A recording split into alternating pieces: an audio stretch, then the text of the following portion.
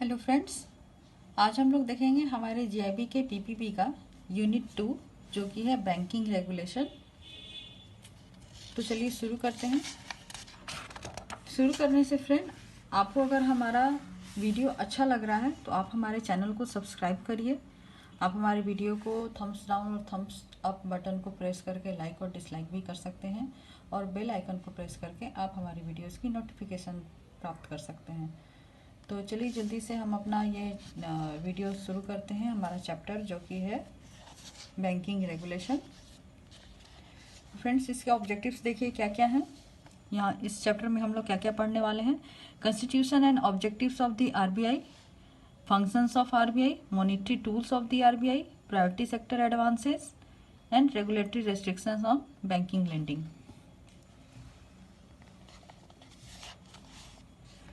Friends, introduction देखते हैं। इसमें देखिए क्या बोल रहा है कि यूनाइटेड किंगडम जो है वहाँ पे भी जो बैंकिंग सिस्टम है वो एक सेंट्रल बैंक के थ्रू रेगुलराइज की जाती है, जो कि वहाँ का बैंक ऑफ इंग्लैंड है। ठीक उसी तरह हमारे इंडिया में जो हमारा रेगुलेटरी अथॉरिटी है सेंट्रल बैंक, वो है हमारा रिजर्व बैंक ऑफ इंडिया। तो यहाँ पे दो एक्ट हैं, एक है reserve bank of India act 1934 and banking regulation act 1949, जिसके अकॉर्डिंग हमारे कंट्री में बैंकिंग सिस्टम जो है वो रेगुलेट एंड कंट्रोल की जाती है। तो rational behind regulation of the financial banking system is, banking system की रेगुलेशन के लिए हमें क्यों ज़रूरत पड़ती है, तो इसके क्या क्या कारण है फ्रेंड्स देखिए। To generate, maintain and promote confidence and trust of the public. हम पब्लिक का डिपॉजिट ले रहे हैं और उनको लेंड कर रहे हैं, तो उनकी में ट्रस्ट गेन करने के लिए हमें ये मेंटेन करना बहुत ज़रूरी है। टू प्रोटेक्ट इन्वेस्टर्स इंटरेस्ट, जिन लोगों ने इन्वेस्ट किया है उनके इंटरेस्ट को सेव करने के लिए। To ensure that the financial market are both fair and efficient, हमारा जो फाइनेंशियल मार्केट है वो फेयर एंड एफिशिएंट हो। To ensure that the participants measure up to the rules of the marketplace. Participants measure up to the rules of the marketplace. अभी next है friend RBI constitutions and objective. RBI के constitutions और objectives क्या क्या हैं। तो RBI was constituted under the RBI act 1934 and started functioning with effect from 1 अप्रैल 1935। ये याद रखिएगा फ्रेंड, ये एग्जाम में बहुत बार पूछ चुका है। आरबीआई एक्ट 1934 के अकॉर्डिंग काम करता है और इसका फंक्शनिंग कब हुआ था, 1 अप्रैल 1935 में। RBI is a state owned institution under the reserve bank transfer of public ownership of Indian act 1948। RBI जो है वो एक स्टेट ओन्ड इंस्टीट्यूशन है जो कि reserve bank transfer of public ownership of Indian act के अकॉर्डिंग आता है। This act empowers the union government in consultation with the governor of the RBI to issue such direction to RBI as considered necessary in public interest. कोई भी decision लेने के लिए public interest में हमारी जो यूनियन गवर्नमेंट है वो इम्पावर है, वो गवर्नर ऑफ आरबीआई के साथ मिल करके आरबीआई को डायरेक्शंस इशू कर सकती है। The governor and 4 deputy governor, हमारे आरबीआई का जो सेंट्रल बोर्ड है उसमें कौन कौन से होते हैं friend. Governor, 4 deputy governor, 15 director और इसमें 20 डिपार्टमेंट्स होते हैं जो कि इंटरनल मैनेजमेंट को देखते हैं और इसका जो हेड क्वार्टर है वो मुंबई में है। अब आरबीआई एक्ट 1934 के अकॉर्डिंग आरबीआई के ऑब्जेक्टिव्स क्या क्या है फ्रेंड्स देखिए। यहाँ पे 6 ऑब्जेक्टिव दिए हुए हैं। पहला तो है maintain monetary stability such that the business and economic life of the country can deliver the welfare gains of a mixed economy। हमारी कंट्री के मॉनेटरी स्टेबिलिटी मतलब मनी सप्लाई जो हमारा है वो उसको रेगुलेट करना, उसको मैनेज करना, ये उसके बाद फिनेंशियल स्टेबिलिटी को भी वो इंश्योर करता है। मेंटेन स्टेबल पेमेंट सिस्टम, हमारा जो clearing house electronic payment system है उसको कंट्रोल करना। Credit allocation by the financial system, जो भी फाइनेंशियल सिस्टम जो है वो किस बेसिस पे क्रेडिट एलोकेट कर सकती हैं वो इंश्योर करना। To regulate the overall volume of money and credit in the economy. Overall volume of money and credit मतलब हमारे इकोनॉमी में कितने मनी की सप्लाई है और कितना क्रेडिट है उसको रेगुलेट करना। To promote the development of financial market, और फिनेंशियल मार्केट में क्या क्या डेवलपमेंट्स होने चाहिए उसको प्रमोट करना। अभी यहाँ पे हमारे जो फंक्शंस हैं फ्रेंड्स आरबीआई के, उसको डिटेल में दिया गया है। तो चलिए देखते हैं आरबीआई के मेन फंक्शंस क्या क्या हैं। पहला जो आरबीआई का फंक्शन है वो है नोट्स इशुएंस। आरबीआई जो है आज के डेट में 2, 5, 10, 20, 50, 100, 500, अभी फ्रेंड्स हमारे 200 और 2000 भी इंक्लूड हो गए हैं, तो उनके नोट को इशू करना except 1 rupees note and all coins. जितने भी कॉइन और 1 रुपये के नोट होते हैं वो आरबीआई इशू नहीं करती है। वो कौन इशू करता है? वो गवर्नमेंट ऑफ इंडिया इशू करती है। लेकिन इसको सर्कुलेशन में कौन लाता है? वो आरबीआई लाती है। RBI has about 17 issue offices and above 4,000 currency chest. RBI की 17 इशू ऑफिस हैं और 4,000 करेंसी चेस्ट हैं। As a cover for the notes issue, RBI keeps a minimum value of gold coin, bullion and foreign securities as a part of the total approved asset. RBI को note issue करने के लिए उतने value का gold coin, bullion और foreign security जो है वो रिजर्व रखना होता है। अभी नेक्स्ट जो फंक्शन है आरबीआई का, that is governments banker. RBI जो है वो गवर्नमेंट का भी बैंक है। तो गवर्नमेंट का बैंक होने के नाते आरबीआई क्या क्या काम करेगा? आरबीआई जो है गवर्नमेंट के डिपॉजिट होल्ड करेगा और उनको ज़रूरत पड़ने पे वेज एंड मीन्स एडवांसेस एक होती है फ्रेंड, जो कि आरबीआई जो है वो गवर्नमेंट को जब भी डेट की ज़रूरत होती है तो वो वेज एंड मीन्स एडवांसेस के थ्रू प्रोवाइड कराता है। RBI charges a commission for managing the public debt and interest on overdraft from the concerned governments। RBI जो है वो पब्लिक डेट और ओवरड्राफ्ट के ऊपर जो इंटरेस्ट मैनेजमेंट होता है, जो गवर्नमेंट को उसने लोन दे रखा है, तो उसके लिए कुछ कमीशन चार्ज करता है। अभी नेक्स्ट फंक्शन जो है फ्रेंड वो है बैंकर्स बैंक। आरबीआई गवर्नमेंट का तो बैंक है ही, साथ में बैंकों का भी बैंक है। The commercial bank and state cooperative bank, which are scheduled bank, have to keep stipulated reserves in cash and in approved securities as a percentage of their demand and time liabilities। Friend ये हमने पीछे भी देखा है कि बैंकों को अपने डिमांड एंड टाइम लाइबिलिटीज़ का कुछ परसेंटेज जो है वो रिजर्व कैश के रूप में आरबीआई के पास रखना पड़ता है। RBI also changes its bank rate to regulate the cost of bank credit. RBI जो है बैंक रेट को चेंज करती है जिससे कि जो बैंक जो क्रेडिट जो एडवांसेस देते हैं उसका रेट जो है बैंक रेट के ऊपर डिपेंड करता है। RBI also act as a lender of the last resort for banks. बैंकों को ज़रूरत पड़ने पे ये बैंकों को एडवांसेस भी प्रोवाइड कराता है। कैसे देता है? By rediscounting bills and by refinance mechanism. Bill rediscounted के थ्रू और रीफिनांस मैकेनिज्म के थ्रू ये बैंकों को डेट प्रोवाइड कराता है। नेक्स्ट है बैंक सुपरविजन। ये बैंकों को सुपरवाइज भी करता है। उसमें क्या क्या फ्रेंड्स फंक्शन आएंगे? आरबीआई में एक बोर्ड ऑफ फाइनेंशियल सुपरविजन होता है जो कि 1994 में कंडक्ट किया गया था। तो इसका काम मेनली होता है कि जो भी बैंक है, नॉन बैंकिंग फाइनेंस कंपनीज हैं, ऑल इंडिया फाइनेंस इंस्टीट्यूशंस हैं, उसको वो रेगुलेट करता है और सुपरवाइज करता है। इसमें आरबीआई के गवर्नर जो है वो चेयरमैन होते हैं। इसके अलावा इसमें एक वाइस चेयरमैन होते हैं और 6 अदर मेंबर्स होते हैं। तो इनका काम क्या क्या है फ्रेंड्स? ये नए बैंकों को लाइसेंस इशू करती है और बैंकों को कितना पेडअप कैपिटल और रिजर्व्स मिनिमम रिक्वायरमेंट है उसको प्रिस्क्राइब करती है, कैश रिजर्व को मेंटेन करती है और अदर लिक्विड एसेट को भी मेंटेन करती है। ये इंडिया में जो बैंक काम कर रहे हैं और अब्रॉड में जो काम कर रहे हैं बैंकिंग सिस्टम, उसका इंस्पेक्शन करना भी इसका काम है। ये एडॉक इन्वेस्टिगेशन भी करती है। कोई अगर बैंकों के अगेंस्ट में कंप्लेन आई है या इरेगुलरिटीज आई है या कोई फ्रॉड डिटेक्ट हुआ है तो उसका ये इन्वेस्टिगेशन भी करती है। बैंकों के जो प्राइवेट बैंकों के सीईओ और चेयरमैन जो होते हैं उनका अपॉइंटमेंट, रीअपॉइंटमेंट और टर्मिनेशन भी इन्हीं के द्वारा किया जाता है। और कोई भी 2 बैंकों के मर्जर या अमलगमेशन को भी ये अप्रूव करती है। नेक्स्ट है development of the financial system. Friend हमने पीछे सिस्टम में भी देखा था पिछले चैप्टर में कि वहाँ पे फाइनेंशियल सिस्टम में हमारे क्या क्या ये थे, कौन कौन से फाइनेंशियल सिस्टम में वर्क कर रहे थे। तो एक तो हो गया हमारा IDBI, that is industrial development bank of India, जो कि इंडस्ट्रियल फाइनेंस में मेनली काम करती है और स्मॉल इंडस्ट्री को फाइनेंस के लिए एसआईडीबीआई करती है।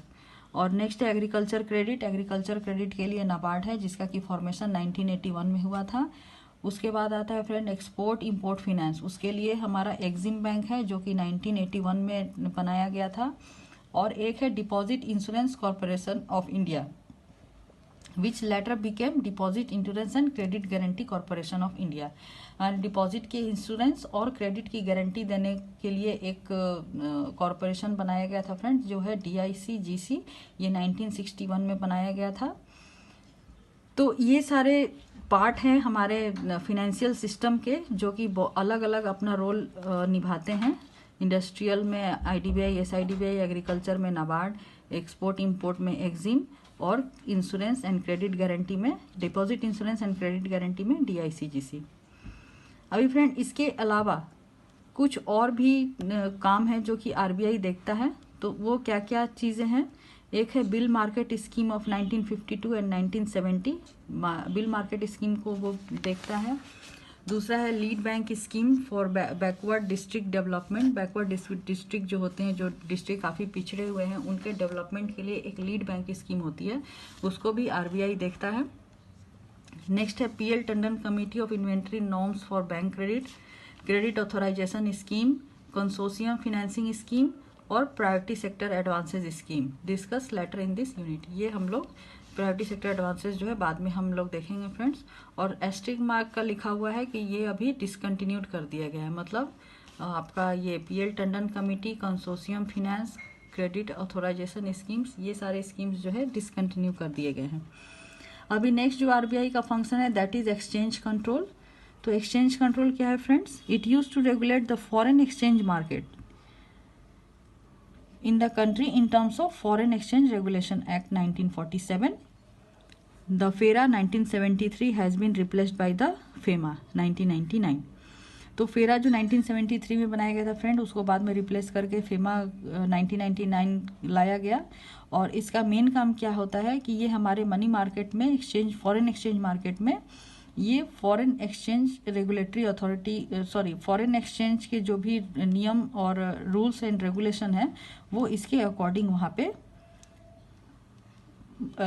रेगुलेट किए जाते हैं। यहाँ पे इसका क्या क्या काम होता है? It administers foreign exchange control. Foreign exchange control को ये एडमिनिस्टर करता है। और हर एक बैंकों में इसके डीलिंग के लिए एक ऑथोराइज डीलर दिया गया है, जो कि स्पेशली फॉरेन एक्सचेंज में डील करते हैं। तो उनको भी रेगुलेट करना, उनको देखना, ये भी RBI का काम है, जो कि एक्सचेंज कंट्रोल में आता है। दूसरा है manage the exchange rate between the Indian rupee and foreign currency. Foreign currency और इंडियन रुपी के बीच में ये एक्सचेंज रेट को मैनेज करता है। Manage the foreign exchange reserves. Foreign exchange reserves को भी मैनेज करता है, जो कि RBI को किस रूप में रिजर्व रखना होता है?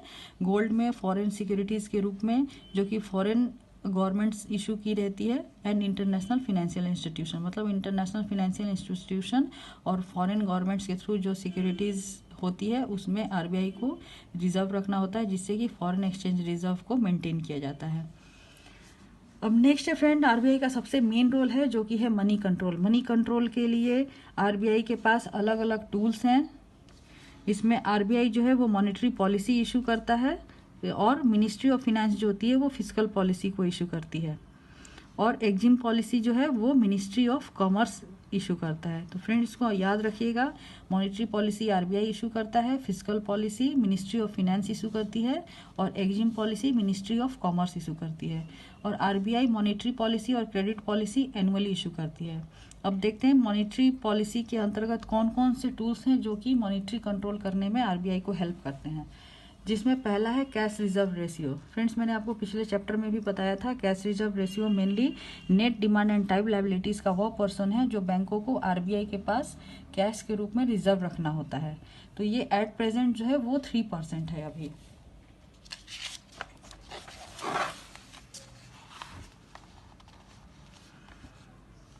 और अगर कोई बैंक इस प्रिस्क्राइब्ड नॉर्म्स को फॉलो नहीं करती है तो RBI उसके लिए उसके ऊपर पिनल इंटरेस्ट भी लगाता है। अ cut in the CRR enhances loanable fund with bank. अगर CRR में कमी करता है RBI, तो इससे क्या होता है कि बैंकों के पास लोनेबल फंड जो है वो कम हो जाता है, and reduces their dependence on the call and term money market. और बैंक जो कॉल मनी और टर्म मनी मार्केट पे डिपेंड होते हैं लोनेबल फंड्स के लिए, वो उनका कम होता है, और बैंकों के पास जो लोनेबल फंड है वो बढ़ जाता है CRR कम करने से। और CRR ज़्यादा करने से क्या होगा फ्रेंड? बैंकों के पास उसकी कमी हो जाएगी। अभी नेक्स्ट है हमारा SLR। SLR एट प्रेजेंट जो है फ्रेंड अभी 18% है। ये भी हमारे बैंकों के डिमांड एंड टाइम लाइबिलिटी का एक परसेंटेज होता है जो बैंकों को RBI के पास रखना, इन्वेस्ट करना होता है। क्या चीज़ में इन्वेस्ट करना होता है फ्रेंड्स? ये liquid reserves requirement of bank in addition to CRR। SLR is maintained by all bank in the form of cash in hand, current account balance with SBI and other public sector commercial banks encumbered of approved securities and gold। तो क्या क्या क्या चीज़ के form में रखना होता है friends? Cash in hand के फॉर्म में रखना होता है। SBI का जो करंट अकाउंट का बैलेंस होता है वो, other public sector commercial bank, unencumbered approved securities और गोल्ड। SLR जो है वो 0% से लेके 40% के बीच में वेरी कर सकता है। इससे बैंकों को क्या क्या और SLR के क्या मेन ऑब्जेक्टिव्स हैं? तो SLR के 3 मेन ऑब्जेक्टिव्स हैं। To restrict expansion of bank credit, bank credit को बढ़ाना कम करना SLR के ऊपर डिपेंड करता है। To increase banks investment in approved securities, बैंकों की इन्वेस्टमेंट जो है अप्रूव्ड सिक्योरिटीज में वो बढ़ा, अगर SLR ज़्यादा करेगा RBI तो बैंकों को ज़्यादा इन्वेस्ट करना पड़ेगा, और अगर कम करेगा तो बैंकों को कम इन्वेस्ट करना पड़ेगा। To ensure solvency of banks, बैंकों को एक तरह से ये प्रोटेक्ट करता है ताकि बैंक कभी भी सॉल्वेंट ना हो। RBI is the reduction in the lending capacity of bank, increase in SLR by RBI is the reduction in the lending capacity of bank. अगर SLR बढ़ा देता है RBI तो बैंकों को ज़्यादा RBI के पास पैसे रखने होंगे, तो जिससे क्या होगा, बैंकों के पास लेंडिंग कैपेसिटी उनकी कम हो जाएगी। तो और इसी तरह अगर वो उसको कम कर दे तो बैंकों के पास लेंडिंग कैपेसिटी जो है वो बढ़ जाएगी। अभी नेक्स्ट है फ्रेंड यहाँ पे बैंक रेट। बैंक रेट कुछ नहीं है, बैंक रेट वह दर है जिस दर पे RBI बैंकों को लोन देता है। तो change in the bank rate by RBI affect the interest rate on loans and deposit in the banking system.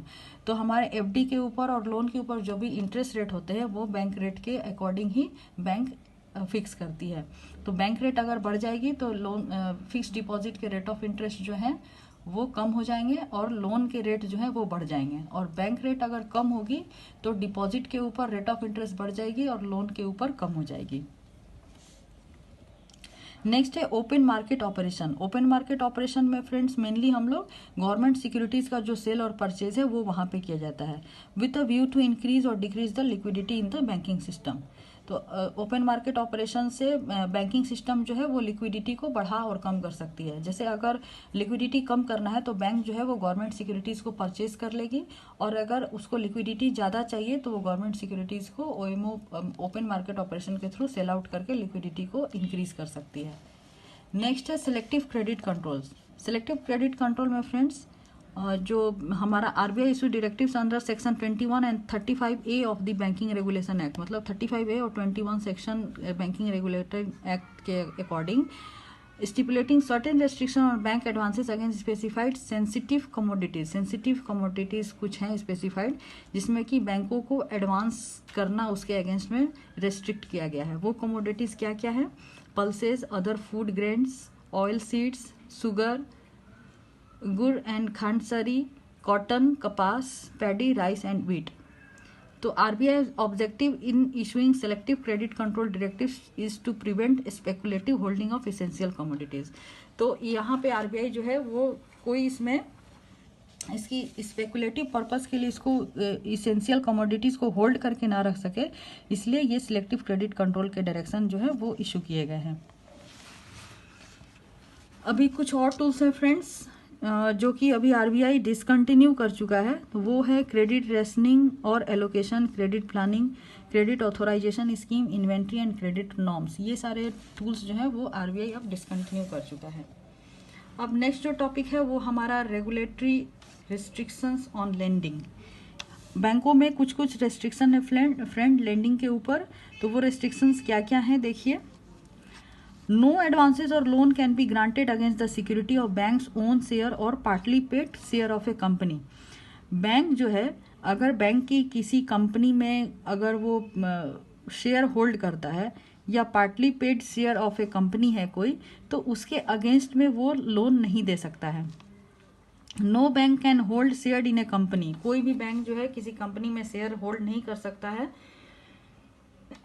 जो कि as a pledgee or mortgage in excess of the limit of 30% of the paid up capital of that company or 30% of the bank's paid up capital and reserves whichever is less. जिस company के 30% paid up capital या 30% banks paid up capital and reserves इनमें से जो भी कम है और वो एज अ प्लेजी या एज अ मॉर्टगेजी है, तो उस इससे ज़्यादा हम उसका शेयर होल्ड नहीं कर सकते हैं. In the management of which managing director or manager of the bank is interested. अगर उस कंपनी में या कहीं पे भी हमारा जो मैनेजिंग डायरेक्टर या किसी भी बैंक का मैनेजर वहाँ पे अगर मतलब इन्वॉल्व है या वहाँ का वो शेयर होल्ड करता है, तो वो वहाँ भी बैंक जो है वो शेयर होल्ड नहीं कर सकती है उस कंपनी के.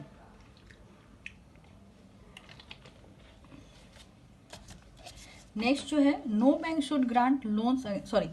Point number 3, banks aggregate investment in shares, CDs, bonds should not exceed the limit of 40% of bank's net owned funds as the end of the previous year. Bank का जो net own funds होता है पिछले year का, उसके 40% से ज़्यादा वो किसी भी शेयर में या सर्टिफिकेट ऑफ डिपॉजिट में या बॉन्ड में इन्वेस्ट नहीं कर सकता है. No bank should grant loan against CDs, FD issues by other banks, money market, mutual funds. तो कोई भी बैंक जो है वो लोन नहीं दे सकता है कैची के अगेंस्ट में, सर्टिफिकेट ऑफ डिपॉजिट के अगेंस्ट में, किसी दूसरे बैंक का FD है तो उसके अगेंस्ट में, मनी मार्केट, म्यूचुअल फंड जो होते हैं उसके अगेंस्ट में लोन नहीं दे सकते. Bank should adhere to the RBI guidelines relating to the level of credit margin and interest rate ETC for loan against the securities of commodities covered by the selective credit control directives of RBI. No loan should be granted by banks to. Bank को जो selective credit controls directive हैं कि जो भी हमारे essential commodities हैं उसमें bank जो है वो एडवांस नहीं कर सकता है. तो वहाँ पे अगर किसी बैंक के डायरेक्टर या फर्म के डायरेक्टर जो हैं वहाँ पे अगर पार्टनर हैं, मैनेजर हैं, एम्प्लॉई हैं या गारंटर हैं, तो वहाँ पे बैंक कोई भी लोन नहीं दे सकता है. अगर बैंक के डायरेक्टर के रिलेटिव मतलब किसी भी बैंक के डायरेक्टर या उनके रिलेटिव भी अगर वहाँ पे हैं, अपॉइंटेड हैं या वहाँ पे वो काम कर रहे हैं या उससे किसी भी मायने में रिलेटेड हैं, तो उस फील्ड में भी बैंक कोई लोन उनको सैंक्शन नहीं कर सकता है. Such loans can be sanctioned by higher authorities और the bank's board as per RBI guidelines. उनको ये लोन कैसे कौन सैंक्शन कर सकता है friends? Only by the higher authorities और द बैंक्स बोर्ड. बैंक की जो बोर्ड है और हायर अथॉरिटीज हैं वो उनको कर सकते हैं. Bank should not sanction a new और additional facility to borrower appearing in RBI's list of wilful defaulters for a period of 5 years from the date of publication of the list by RBI. Bank जो है किसी भी borrower जो कि RBI के wilful defaulter list में आती है. फ्रेंड, विलफुल डिफॉल्टर्स वो लोग हैं जो जिनकी की रिपेमेंट कैपेसिटी होती है लोन रीपे करने की, लेकिन वो जानबूझकर लोन रीपे नहीं करते हैं, तो उनको RBI जो है वो विलफुल डिफॉल्टर के लिस्ट में रखता है. तो ऐसे लोग जिनका नाम विलफुल डिफॉल्टर के लिस्ट में है, उनको 5 साल तक जब उनका नाम उस लिस्ट में पब्लिश हुआ है, उनको बैंक कोई भी लोन या कोई भी एडवांस की फैसिलिटी उनको प्रोवाइड नहीं कर सकती है. तो ये सारे रेस्ट्रिक्शन है बैंकों को कि इन इतने लोगों को बैंक जो है वो एडवांस प्रोवाइड नहीं कर सकती है. तो फ्रेंड, इसके साथ ही हमारा बैंकिंग रेगुलेशन चैप्टर जो है वो यहीं ख़त्म होता है. नेक्स्ट सेशन में हम नेक्स्ट चैप्टर के साथ मिलेंगे. तब तक के लिए keep watching our channel and subscribe our channel and thank you for watching.